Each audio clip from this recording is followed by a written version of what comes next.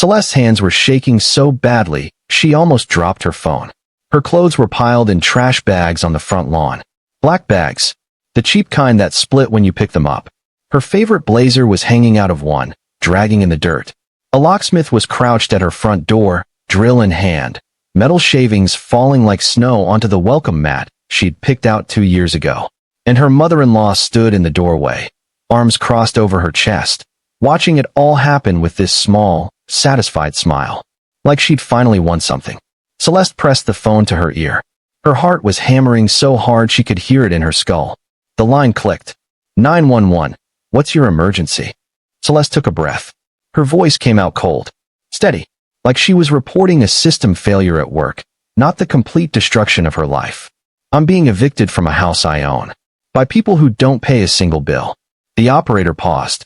Ma'am, can you repeat that?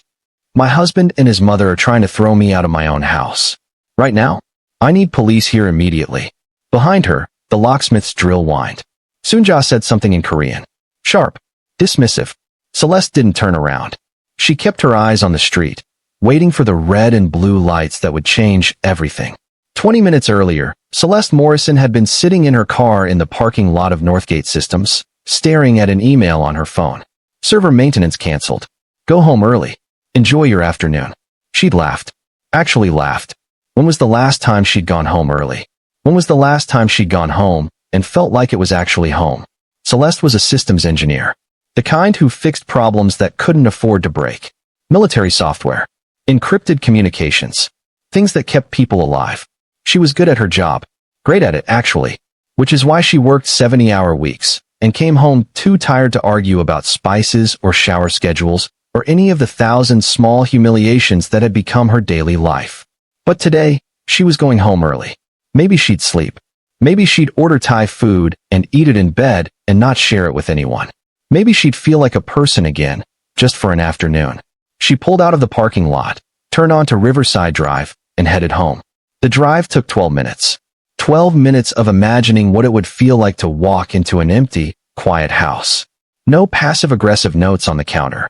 No judgmental stares from the woman who'd been slowly erasing her from her own life. She turned onto her street, and her stomach dropped. There was a moving truck in her driveway. Not a small one. A full-size U-Haul, backed up to her garage, ramp extended. Celeste's foot slammed on the brake. Her car jerked to a stop in the middle of the street. 2 men in gray uniforms were carrying her dresser out the front door. Her dresser, the one she'd inherited from her grandmother. Solid oak, heavy as hell, worth more than any piece of furniture in that house. And standing on the porch, directing them like a foreman at a construction site, was Sunja, her mother-in-law. Celeste's hands tightened on the steering wheel. Her vision tunneled. This wasn't happening. This couldn't be happening. She pulled into the driveway, parked behind the truck, and got out. Her legs felt like concrete. Each step toward the house took effort, like she was walking through water. The movers saw her first. One of them, a big guy with a neck tattoo, glanced at Sunja, then back at Celeste, clearly uncomfortable. Sunja turned. Her face was blank, expressionless, like Celeste was a stranger who'd wandered onto the property by mistake. Celeste's voice came out thin, strangled. What are you doing? Sunja tilted her head. Moving your things. Why? This house is too small for 3 people. Time for you to go. Celeste's breath caught in her chest. She looked past Sunja, through the open door, into the kitchen. Woo Jin was standing at the counter, phone in his hand, staring at the screen like it was the most interesting thing in the world. Her husband. The man she'd been married to for 4 years. The man who'd promised to build a life with her. He wouldn't even look up. Woo Jin. Her voice cracked. Woo Jin, what is this? He glanced up, just for a second. Then his eyes slid away, back to the phone. Maybe we do need some space. Just temporarily. Celeste felt something crack inside her. Not break. Not shatter. Just crack. Like ice on a frozen lake when you step on it wrong. Space, she repeated. You're throwing me out for space. Sunja stepped forward. Her voice was calm. Matter of fact. You are not a good wife. You make my son unhappy. You work too much. You don't cook. You don't clean. You are not what he needs. Celeste stared at her. At this woman who'd been living in her house for 18 months. Eating her food. Using her water. Sleeping under her roof. And now she was being told she didn't belong here. The movers shifted uncomfortably. One of them cleared his throat. Ma'am, we're just doing our job. We were told to move these items. By who? Celeste's voice was sharp now. Who hired you? The guy with the tattoo glanced at Sunja. She did. Celeste turned back to Sunja. You hired movers to remove my belongings from my house. Not your house. Excuse me. Sunja's expression didn't change. This is my son's house. You live here because he allows it. Now he doesn't allow it anymore. Celeste's hand found her phone. Sunja's eyes narrowed. What are you doing? Calling the police. You cannot. Watch me. She dialed 911. Pressed the phone to her ear. Kept her eyes locked on Sunja. The older woman's face changed. Confusion flickered across it. Then something else. Something that might have been fear. You call police? For what? Illegal eviction. Theft. Take your pick. The line clicked. 911. What's your emergency? The operator's voice was calm. Professional. The kind of voice that dealt with crises every single day and never flinched. Ma'am, can you explain the situation? Celeste took a breath. Her voice steadied. I'm at 4782 Riverside Drive, Detroit. I'm being illegally evicted by my husband and his mother. I own 30% of this property, and I've been paying the mortgage for 14 months. They've hired movers, and they're removing my belongings without my consent. Sunja's face went white. What'd she say? Her voice was higher now. Tight. Mortgage. Woojin finally looked up from his phone. Guilt was written all over his face. Absolute, unmistakable guilt. Celeste didn't look at him. She kept talking to the operator. I have bank statements. I have receipts. My name is on the deed. I need officers here now. Sunja turned on Woojin. Started speaking in rapid Korean. Her voice was rising, getting sharper with every word. Celeste didn't speak Korean fluently, but she'd picked up enough in 4 years to understand the gist. You told me you paid for everything. You told me SHE was living off your money. You told me she was taking advantage of you. How long? How long have you been lying to me? Woojin opened his mouth. Nothing came out. The movers had stopped moving. They were standing there, dressers suspended between them, looking like they wanted to be literally anywhere else. Ma'am, the operator's voice cut through the chaos. Officers are en route. They'll be there in approximately 7 minutes. Can you stay on the line? Yes. Sunja's voice got louder. She was pointing at Celeste now, then at Woojin, then back at Celeste. Her face was red. Her hands were shaking. Woojin finally spoke. In English. His voice was quiet. Almost a whisper. Mom, I need you to calm down. You lied to me. The words came out like a slap. Hard. Sharp. Her accent got thicker when she was angry. Consonants that should have been soft turned harsh. 14 months? 14. He flinched. Celeste stayed where she was. Phone pressed to her ear. Watching it all unfold. She'd been invisible in this house for so long. A ghost in her own life. Paying for everything. Receiving nothing. Not gratitude. Not respect. Not even basic human decency. And now, finally, she was being seen. Ma'am. The operator again. Are you in immediate danger? No, Celeste said. I'm just waiting for the truth to finish sinking in. For years ago, Celeste thought she'd found her person. His name was Woojin Park. She met him at a tech conference in Chicago. He was presenting on network security protocols. She was there representing Northgate Systems, taking notes, asking questions that made the other presenters sweat. Woojin noticed her.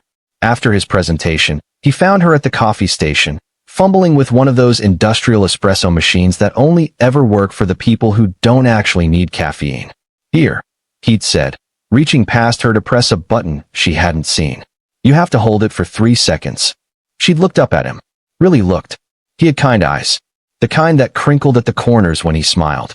And he smiled a lot. Thanks, she'd said. I'm usually better with machines that actually make sense. These ones are designed by sadists, he'd agreed. I'm Woojin. Celeste. They'd talked for 20 minutes. Then an hour. Then they'd skipped the afternoon sessions and gotten lunch at a terrible sandwich place across the street where the bread was stale, but the conversation was electric. He was funny. Genuinely funny. Not tech guy trying to be funny. Actually funny. He made her laugh so hard she snorted coffee out of her nose, which should have been humiliating, but somehow wasn't. And he was brilliant. Like, legitimately brilliant. He'd started his own software development company at 25. Small, but growing. He had clients in 3 countries. They exchanged numbers. Started texting. Then calling. then video chatting. 6 months later, he flew to Detroit. Stayed for a week. Met her friends. Met her mother. Her mother loved him. He's good for you, she'd said.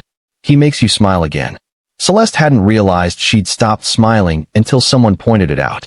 Her last relationship had ended badly. The kind of bad that leaves scars you don't talk about at dinner parties. But Woo Jin was different. He was safe. Or so she thought. They got married a year later. Small ceremony. Just close friends and family. His mother couldn't make it from Korea. She said it was too expensive. Too far. Too difficult. But she'd video called after the ceremony. Celeste remembered seeing her face on Woo Jin's phone. Smiling. But the smile didn't reach her eyes. It was the kind of smile you give at a funeral when someone says, she's in a better place now. And you don't believe it, but you nod anyway. Celeste had ignored the red flag. She was good at that. Things were good for a while. Really good. Woo Jin's business was doing well. Celeste got promoted. They bought a house. Not huge, but theirs. 3 bedrooms, 2 baths, a backyard that needed work but had potential.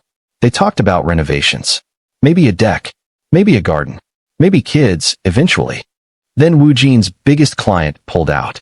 It wasn't his fault. The client's company got bought out by a larger firm that already had its own software developers. But it was half of Woo Jin's revenue. Gone overnight. He tried to replace them. Sent out dozens of proposals. Made hundreds of calls. Nothing stuck. Money got tight. Really tight. Celeste started covering more of the bills. Then most of the bills. Then all of the bills. She didn't mind at first. That's what marriage was, right? Supporting each other. Carrying the weight when your partner couldn't. She told herself it was temporary. It wasn't. 6 months after Woo Jin's business collapsed, his mother called. Celeste was at work when it happened. Came home to find Woo Jin sitting at the kitchen table, phone in hand, looking like someone had died. What's wrong? She'd asked. My mom called. She's not doing well. Is she sick? No. Just lonely. She misses me. She wants to come visit. Celeste had sat down across from him. Taken his hand. Okay. For how long? A few months. Maybe 3. She just needs a change of scenery. Celeste had hesitated. Just for a second. Their house wasn't big. 3 bedrooms, but one was Celeste's office. She worked from home 2 days a week. She needed that space. But Woo Jin looked so desperate. So sad. Okay, she'd said. 3 months. That was 18 months ago. Soonja arrived on a Tuesday in February.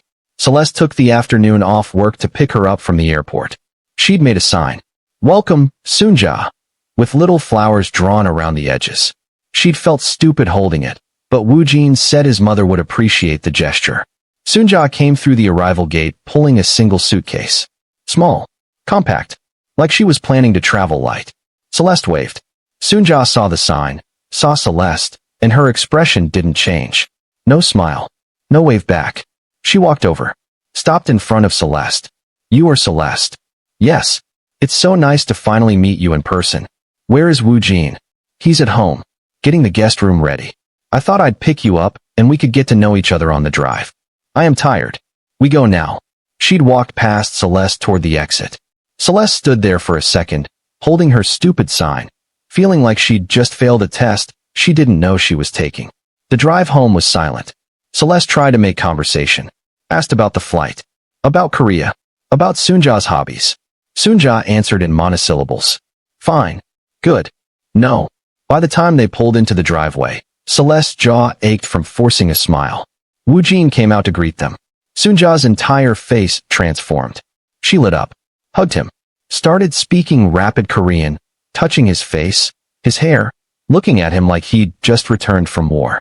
Celeste stood by the car, watching. Invisible already. The first week was fine. Soonja kept to herself mostly. Stayed in the guest room. Watched Korean dramas on her tablet with headphones on. Celeste thought maybe she'd been overthinking things. Maybe Soonja was just jet-lagged. Adjusting. Week 2, things changed. Celeste came home after a 14-hour shift. She'd been troubleshooting a communications failure that had taken 6 different departments to fix. She was exhausted. Her back hurt. She wanted to take a hot shower and fall into bed. She walked into the kitchen. And stopped. The trash can was open. Inside, she saw jars. Familiar jars. Her spices. All of them. She reached into the trash. Pulled out her cumin. Her paprika. Her berbera. The expensive saffron she'd bought for a special recipe.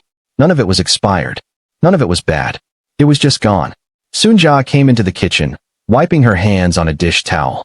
"What are you doing?" Celeste asked. Her voice was tight. "Cleaning." Kitchen was very messy. "These aren't trash. These are my spices. Korean home doesn't need this. Too much smell. Too much clutter." Celeste stared at her. "These were $40 worth of spices. My mother's recipes use these." Soonja shrugged. "I will buy better ones later. Korean ones." She never did. Celeste wanted to argue. Wanted to pull everything out of the trash and put it back.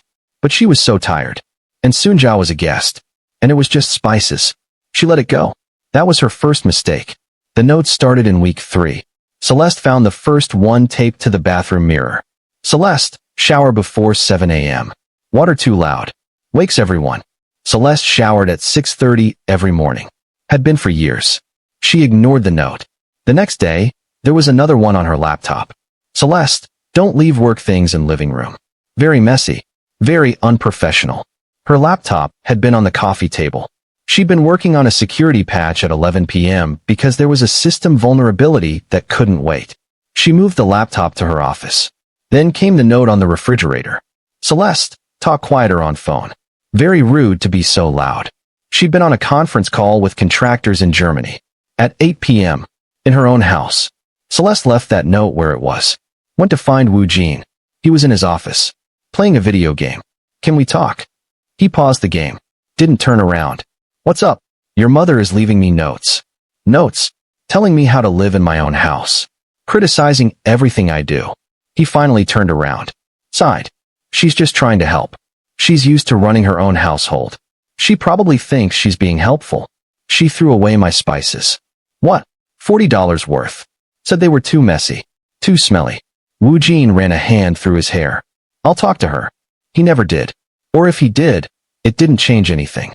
The real breaking point came in week 8. Celeste had been at work all day. System crash.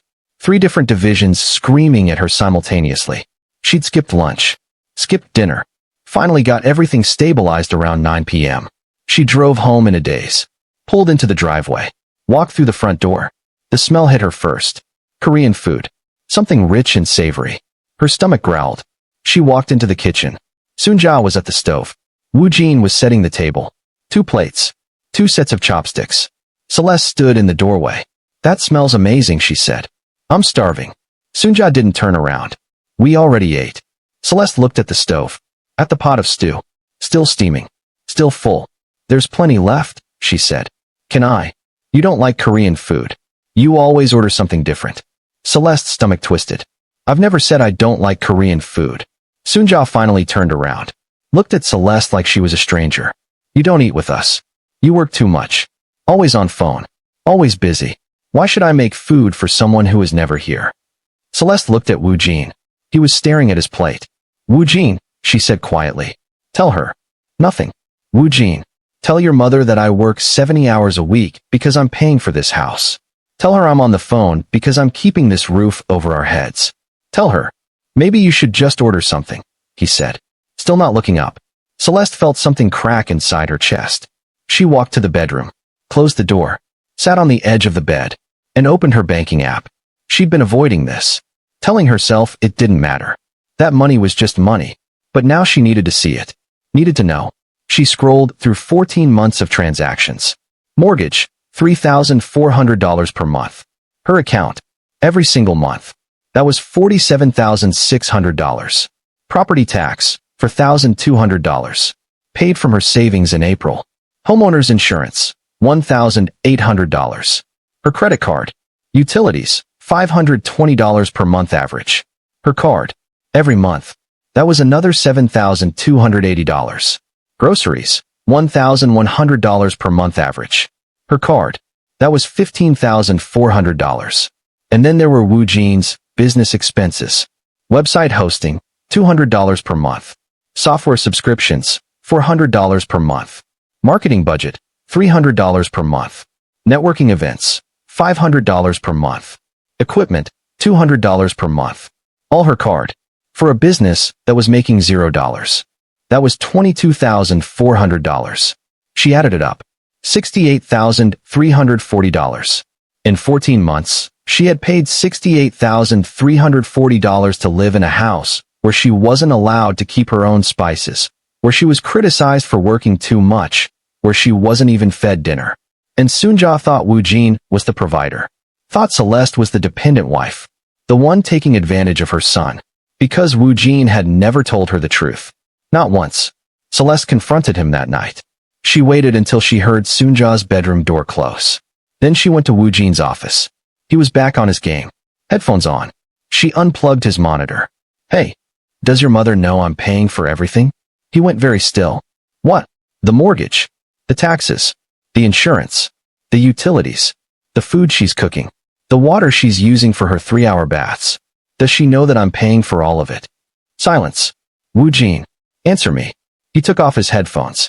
Set them down carefully. She wouldn't understand. Understand what? In Korean culture, the man is supposed to provide.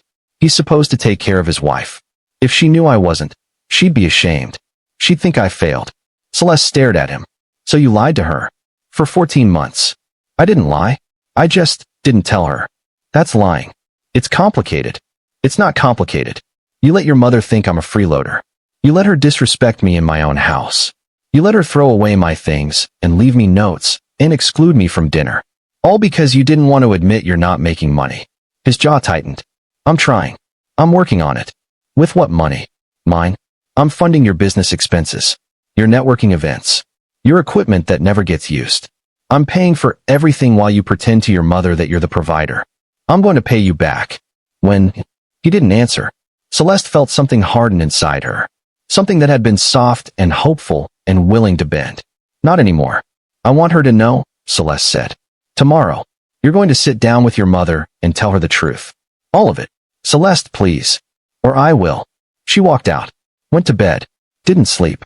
The next morning, Celeste left for work at 6 a.m. She didn't say goodbye. Woo Jin was still asleep. Soonja was already up, doing Tai Chi in the backyard. Celeste drove to work. Sat through meetings. Reviewed code. Answered emails. Kept checking her phone. Waiting for a message from Woo Jin saying he'd done it. That he'd told his mother the truth. Nothing came. At 2 p.m., her calendar reminder popped up. Server maintenance scheduled for 3 p.m. At 2:30, she got an email. Maintenance canceled. External vendor no-show. Rescheduled for next week. She stared at the email.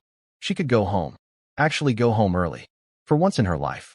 Maybe she'd get there and find that Woo Jin had finally grown a spine. That Soonja knew the truth and everything would change. Or maybe nothing would change. Either way, she was tired. Bone tired. She packed up her laptop. Told her supervisor she was leaving early. Walked to her car. The drive home felt longer than usual. Like her car was moving through something thick and heavy. She turned onto her street and saw the moving truck. Her foot hit the brake so hard the seatbelt locked. The car jerked to a stop in the middle of the street. There was a U-Haul truck in her driveway. A big one. Professional size. And 2 men in gray uniforms were carrying her dresser out the front door. Her grandmother's dresser. Solid oak. Heavy. The one thing she'd inherited when her grandmother died. The one thing that meant something. Soonja was on the porch. Directing them. Celeste's vision narrowed. This wasn't real. This couldn't be real. She pulled into the driveway. Parked. Got out. Her legs barely held her. The movers saw her first. The bigger one, 6 foot something, neck tattoo, arms like tree trunks. Glanced at Soonja, then back at Celeste. He looked uncomfortable. Soonja turned. Her face was blank. Empty. Like Celeste was nobody. What are you doing? Celeste's voice came out thin. Weak. Moving your things. Why? This house is too small for 3 people. Time for you to go. The words hit like a punch. Celeste looked past her. Into the house. Woo Jin was in the kitchen, staring at his phone. Not moving. Not speaking. Just standing there. Woo Jin. Her voice cracked. Woo Jin, what is this? He looked up. For 1 second, their eyes met. Then he looked away. Maybe we do need some space. Just temporarily. Space. He was throwing her out for space. Soonja stepped forward. Her voice was calm. Clinical. You are not a good wife. You make my son unhappy. You work too much. You don't cook. You don't take care of him. You are not what he needs. Celeste stared at her. This woman had been living in her house for 18 months. Eating food Celeste paid for. Using water Celeste paid for. Sleeping under a roof Celeste paid for. And now she was being told she wasn't good enough. The mover with the tattoo cleared his throat. Ma'am, we're just doing our job. We were hired to. Who hired you? Celeste's voice was sharper now. He glanced at Sunja. She did. With what money? He didn't answer. Celeste looked at Sunja. You hired movers. With whose money? Sunja's expression didn't change. My son pays for everything. This is his house. You live here because he allows it. Something inside Celeste snapped. Not my house. Her voice was rising now. Not my house. This is my son's house. I've been paying the mortgage for 14 months. $3,400 a month. Do the math. Sunja's face flickered. Confusion. I've paid the property tax, the insurance, the utilities, the groceries, everything. Your son hasn't paid for a single thing. That's not. And you know what the best part is? Celeste pulled out her phone. My name is on the deed. I own 30% of this property, which means you're committing a crime right now. Sunja went white. What you say? I'm calling the police. For illegal eviction. You cannot. Celeste was already dialing. The phone rang once, twice, then clicked. 911. What's your emergency? The operator sounded young. Female. Calm. Ma'am, can you explain the situation? Celeste took a breath. Her voice steadied. I'm at 4782 Riverside Drive, Detroit. I'm being illegally evicted by my husband and his mother. I own 30% of this property. I've been paying the mortgage for 14 months. They've hired movers to remove my belongings without my consent. Are you in immediate danger? No, but they're actively removing my property right now. Officers are being dispatched. Can you stay on the line? Yes. Sunja was staring at her. The color had drained from her face. She turned to Woo Jin, started speaking in Korean. Fast. Panicked. Celeste understood enough. What is she saying? Mortgage? What mortgage? You told me you paid for everything. You told me she lived off your money. How long? How long have you been lying? Woo Jin's mouth opened. Closed. He had nothing. The movers had set down the dresser. They were backing away slowly, clearly wanting no part of whatever was about to happen. Sunja's voice got louder, sharper. She was pointing at Celeste now, then at Woo Jin, then back at Celeste. Her hands were shaking. Woo Jin finally spoke. In English, barely above a whisper. Mom, I need you to calm down. You lied to me. The words echoed. Her accent was thick. Her voice raw. 14 months? 14. He flinched like she'd hit him. I was going to tell you. When? When were you going to tell me? After you threw out the woman who pays for everything? After you made me look like a fool? Woo Jin said nothing. The operator's voice came through the phone. Ma'am? Officers are 7 minutes out. Are you still safe? Yes, Celeste said. I'm just watching someone realize they've been lied to for over a year. She wasn't even trying to keep her voice down anymore. Sunja turned back to her. Her eyes were wet. You pay? You pay for house. Every single month. Why he not tell me? You'd have to ask him. Sunja looked at her son. Really looked at him. And for the first time since she'd arrived 18 months ago, Celeste saw something in the older woman's face that wasn't contempt or judgment. It was shame. The police arrived in 11 minutes. 2 officers. One older, maybe 50, gray hair cropped short. One younger, late 20s, taking notes on a tablet. Celeste had been waiting on the lawn, phone still pressed to her ear, watching Sunja and Woo Jin argue in rapid Korean. When the cruiser pulled up, everything stopped. The movers straightened up. Sunja went quiet. Woo Jin looked like he might pass out. The older officer got out first, looked at the scene. The truck, the trash bags. Celeste standing on the lawn with her phone. Someone called about an illegal eviction? That was me, Celeste said. She lowered the phone. Thank you for coming.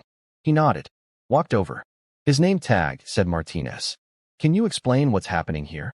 My husband and his mother hired movers to remove my belongings from a house I legally own, without my consent, while I was at work. Martinez looked at Sunja, then at Woo Jin. Is this your property, ma'am? He asked Celeste. Partially. I own 30%, but I've been paying 100% of the costs for 14 months. She pulled out her phone, opened her banking app, showed him the transactions, mortgage payments, all her account, property tax, her savings, insurance, her card. Martinez scrolled through. His expression didn't change, but something in his eyes hardened. You have documentation of ownership? I have the title deed in my office. I can get it right now. Please do. Celeste walked past Sunja, past Woo Jin, into the house. Her hands were shaking as she unlocked her office door.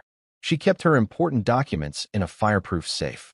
Birth certificate, passport, title deed. She pulled out the deed. Her name was right there. Celeste Morrison, 30% ownership. She walked back outside. Martinez took the document, looked it over, nodded. Ma'am, he said, looking at Sunja. You can't remove someone from a property they legally own. This is a legal eviction. If you continue, you can be arrested. Sunja's face crumpled. She said something in Korean to Woo Jin. Her voice was desperate now. The younger officer stepped forward. Ma'am, we need everyone to speak English so we can all understand what's happening.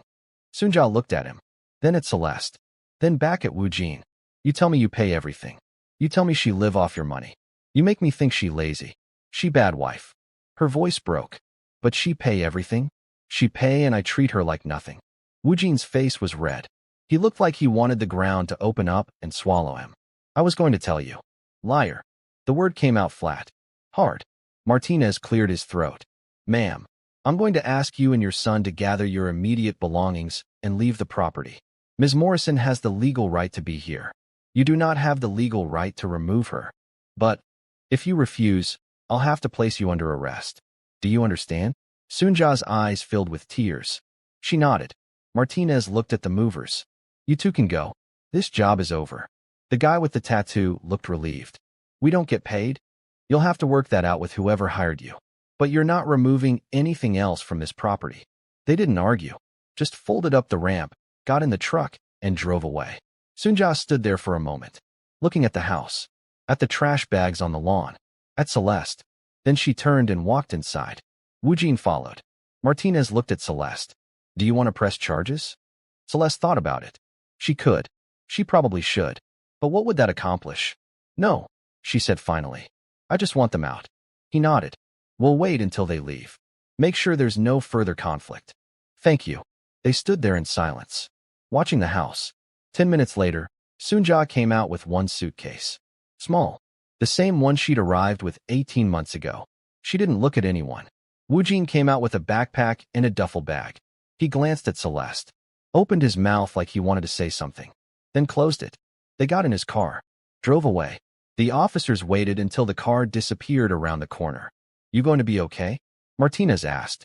Celeste looked at the house, at the trash bags, at the life she'd built that had just fallen apart. Yeah, she said. I think I will be. The first night alone in the house was strange.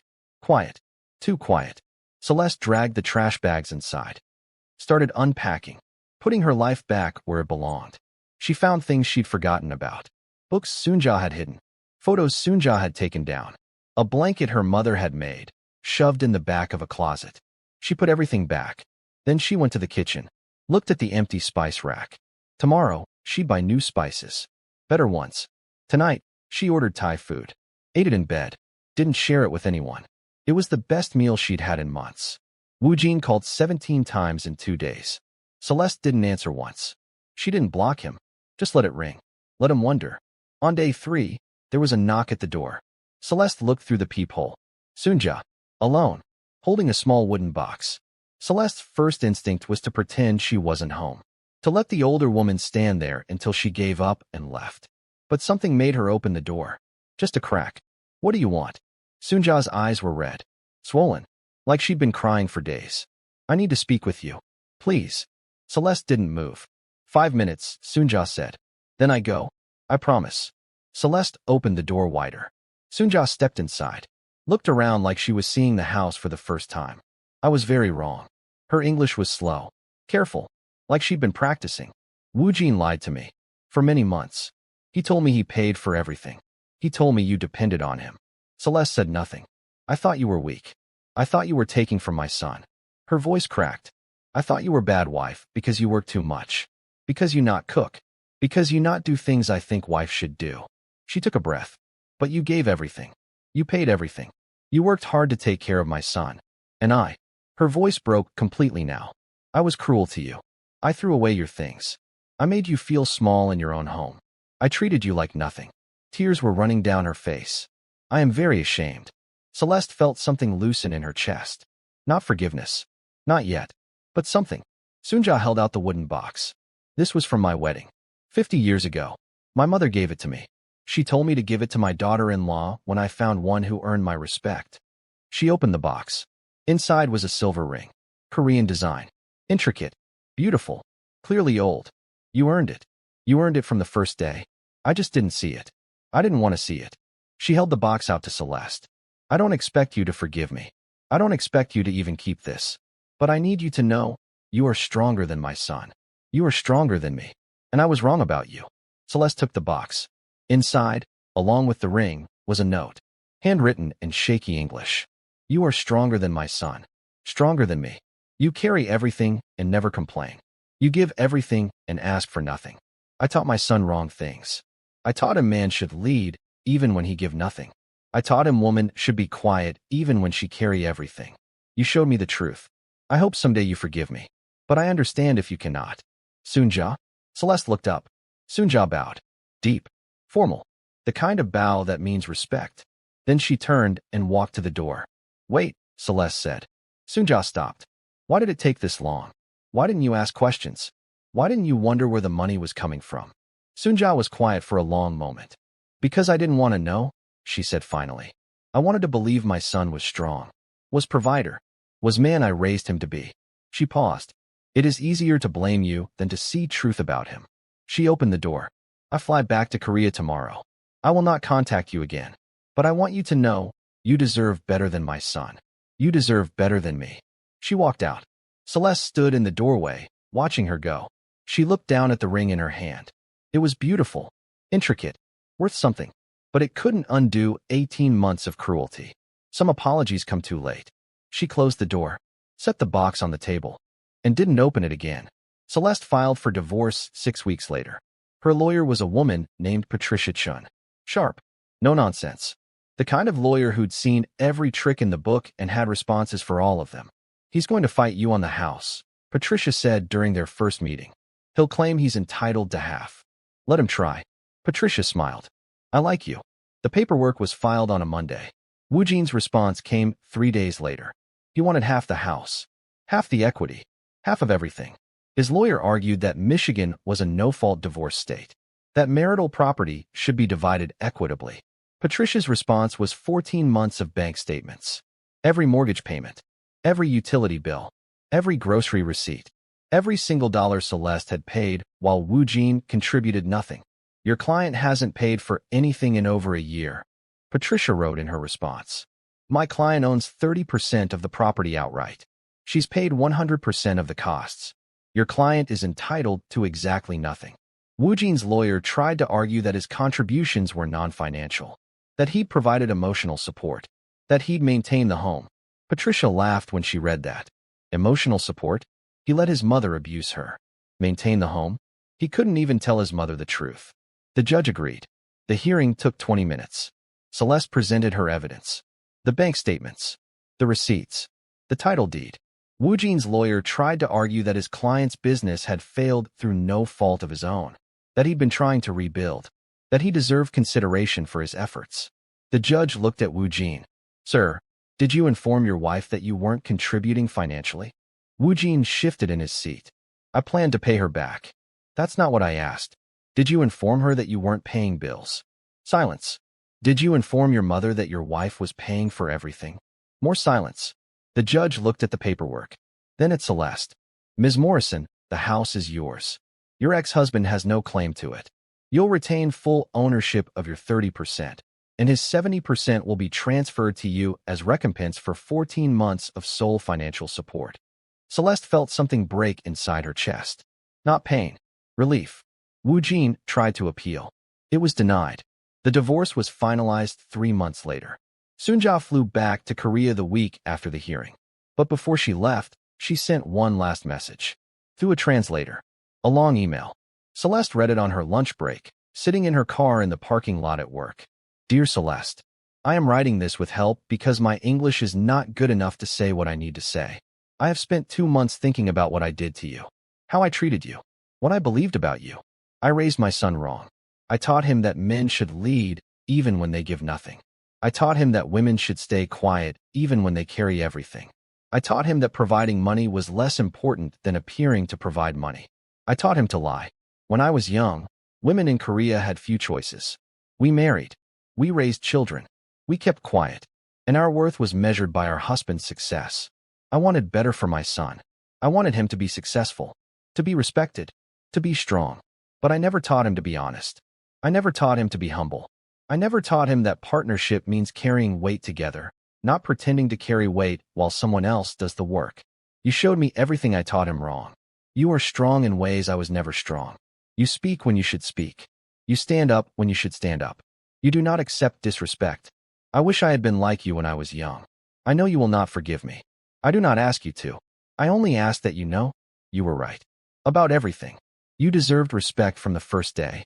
And I hope someday you find a partner who gives it to you. I hope you build a beautiful life. With regret. Sunja. Celeste read it twice. Then closed the email. She didn't respond. Some apologies come too late. But at least they came. Celeste still lives in that house. She repainted every room. Tore out the carpet in the living room. Put in hardwood floors. Renovated the kitchen. Built the deck she and Woo Jin had always talked about, but never started. She did it all herself. Watched YouTube videos. Made mistakes. Fixed them. The house is hers now. Completely hers. She bought new spices. Lined them up on a shelf in the kitchen like trophies. Cumin. Paprika. Berbera. Saffron. Her mother's recipes. She makes them now. On weekends. When she has time. Sometimes she invites friends over. They sit on the deck. Drink wine. Laugh. No one tells her she's too loud. No one leaves notes criticizing how she lives. No one makes her feel small. She ran into Woo Jin once, about a year after the divorce. At a coffee shop downtown. She was picking up an order. He was sitting at a table by the window. Their eyes met. He stood up. Started to walk over. Celeste picked up her coffee and walked out. She didn't run. Didn't hurry. Just left. He didn't follow. She thinks about that time in her life sometimes. Not often, but sometimes. Late at night, when the house is quiet and she's alone with her thoughts. She thinks about how easy it was to become invisible. How slowly it happened. One spice jar at a time. One note at a time. One dinner she wasn't invited to. She thinks about how long she let it go on. How many times she told herself it was temporary. That things would get better. That she just needed to be patient. Patience. That was the word everyone used. Be patient. Be understanding. Be flexible. But no one ever told her that patience without respect is just surrender. She learned that the hard way. Celeste's mother came to visit 6 months after the divorce. They sat on the deck. Drank iced tea. Watched the sunset. You seem different, her mother said. Different how? Lighter. Like you're not carrying something heavy anymore. Celeste thought about that. I'm not, she said finally. Her mother reached over. Squeezed her hand. I'm proud of you. For standing up. For not letting them break you. I almost didn't. But you did. That's what matters. They sat in comfortable silence for a while. Then her mother asked, do you regret it? Marrying him. Celeste thought about it. Really thought about it. No, she said. I don't regret it. I learned something important. What's that? That I'm strong enough to leave. There's a box in Celeste's closet. The wooden box Sunja gave her. With the ring inside. She hasn't opened it since that day. Doesn't plan to. But she keeps it. Not because she forgave Sunja. Not because the apology fixed anything. But because it's proof. Proof that she was right. Proof that she wasn't crazy. Proof that her reality was real, even when everyone around her tried to tell her it wasn't. Sometimes that's enough. If you're watching this and you've ever felt invisible in your own home, this next part is for you. If you've ever paid bills while being told you don't contribute enough. If you've ever worked yourself to exhaustion while being criticized for not doing more. If you've ever been made to feel small in a space you paid to create. Listen to me. You're not imagining it. Your reality is real. And the moment you stop funding your own invisibility is the moment everything changes. The locks change. The power shifts. And you remember exactly who you are. Don't wait for permission. Don't wait for understanding. Don't wait for apologies that might never come. The second you stop being quiet is the second you stop being easy to ignore. Celeste is dating now. Nothing serious. Just casual. Testing the waters. She's learned what to look for. And more importantly, what to run from. She went on a date last month. Nice guy. Software engineer. They had coffee. Talked about work. At the end, he said, you know, you're pretty intimidating. Celeste smiled. I know. That doesn't bother you. Not even a little. He laughed. Good. I like a woman who knows her worth. They're going out again next week. Maybe it'll turn into something. Maybe it won't. Either way, Celeste isn't compromising. Not on her space. Not on her boundaries. Not on her right to exist fully in her own life. She's done being small. Done being quiet. Done being invisible. The house is quiet tonight. Celeste is sitting on her deck, glass of wine in hand, watching the stars. Her phone buzzes. A text from her mother. Proud of you, sweetheart. Never forget how strong you are. She smiles. Types back. Never again. She means it. There's a woman out there right now, reading this story, who needs to hear it. She's in a house that doesn't feel like home, with people who make her feel like a guest in her own life. She's paying for everything and receiving nothing. Not respect. Not gratitude. Not even basic kindness. She's telling herself to be patient, to be understanding, to give it more time. If that's you, I need you to know something. You deserve better. You deserve to live in a space where you're seen, where you're valued, where you're not constantly defending your right to exist. And you don't have to wait for anyone's permission to claim it. The moment you stop accepting disrespect is the moment your life changes. Not later. Not eventually. Right now. If this story resonated with you, drop a comment below. Tell me your story. Tell me how you reclaimed your space. Or tell me you're working on it. Because the more we speak up, the less alone we all are. And that matters. Hit that subscribe button for more stories like this. Stories about people who refused to stay invisible, who fought for their space, who won. Because you deserve to win too. Celeste looks at her house sometimes and still can't believe it's hers. All hers. Every room. Every wall. Every inch of space. No one to answer to. No one to shrink for. No one to make herself smaller for. Just her. And that's enough. More than enough. It's everything. The locks changed that day. Not just on the doors. Inside her too. Something locked into place. Something solid. Unshakable. She knows who she is now. She knows what she's worth. And she'll never forget it again. The trash bags are gone. The movers are gone. The people who made her feel invisible are gone. And what's left? A woman who knows her power. A woman who will never fund her own disappearance again. A woman who changed the locks. And kept the key. But here's what Celeste doesn't know yet. 3 months from now, she'll get a call. From a number she doesn't recognize. It'll be Soonja. And what Soonja has to say will change everything Celeste thought she knew about that day. About Woojin. About the eviction. About what really happened in that house after she called 911. Because some stories don't end when you think they do. Some stories are just beginning. And what Celeste is about to discover will make her question everything. But that's a story for another time. If you've made it this far, drop a fire in the comments. Let me know you're here. Let me know you see yourself in this story. And if you've ever had to change the locks on your own life, literally or metaphorically, I want to hear about it. Because your story matters too. Subscribe. Share this with someone who needs to hear it. And remember, the moment you stop being quiet is the moment you stop being easy to ignore. The locks change. The power shifts. And you remember exactly who you are.